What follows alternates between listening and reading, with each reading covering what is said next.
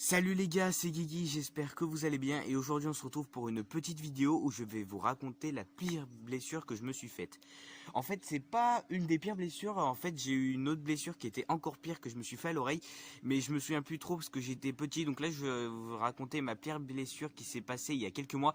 Je vous dis tout de suite, c'est pas un gros truc, genre je me suis pas cassé une jambe et tout ça, mais je me suis fait bien mal. Donc je vous raconte, en fait c'était au rugby. Donc on était en cours de rugby donc avec mon collègue et tout parce que je sais pas si c'est pour vous, en fait nous il y a une classe normale et une classe sport, donc en gros en classe sport on fait des heures de sport en plus, donc là il y avait rugby, on a fait rugby pendant 4 heures à peu près. Donc là on avait fait un match, donc on avait fait du touch rugby. C'est pas comme du rugby en gros. Pour que t'aies la balle, faut que tu touches l'adversaire, faut pas que tu le plaques, tout ça, pas de contact. Donc pour l'instant tout se passait bien, on gagnait un peu dans notre équipe. Donc là il y a un pote à moi qui me fait la passe, je reçois la balle, donc là je cours à fond. Je suis rapide et tout, donc en fait c'était un avantage. Je me vante pas, hein, voilà. Je suis quelqu'un d'assez rapide. Donc là je cours à fond, donc j'arrive à esquiver tout le monde comme ça. C'est un peu bizarre pourquoi je dis ça. J'esquive tout le monde, donc j'arrive vers l'essai. Je vais pour poser le ballon. Et là, il y a un de mes potes à moi qui a, sans faire exprès, il m'a glissé dessus, il m'a percuté hyper fort, super fort comme ça avec son genou. Et en même temps, il m'a écrasé le pouce droit, donc celui-là. Il m'a écrasé super fort le pouce droit, donc pendant 10-15 secondes, j'étais un peu sonné. Donc j'avais pas trop compris ce qui venait de m'arriver, à part que je savais que je m'étais pris un violent coup dans la tête. Donc là, tout le monde vient me voir et en me disant ça va et tout, donc il m'aide à me relever et tout ça. Donc voilà.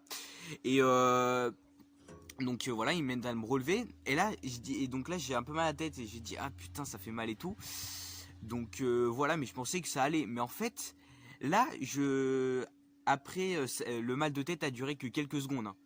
Mais parce que le crâne, tu vois, il est résistant, donc encore ça va. Mais il y a quelque chose qui est beaucoup moins résistant, mon pouce. Comme je vous l'ai dit juste avant, il m'a écrasé le pouce.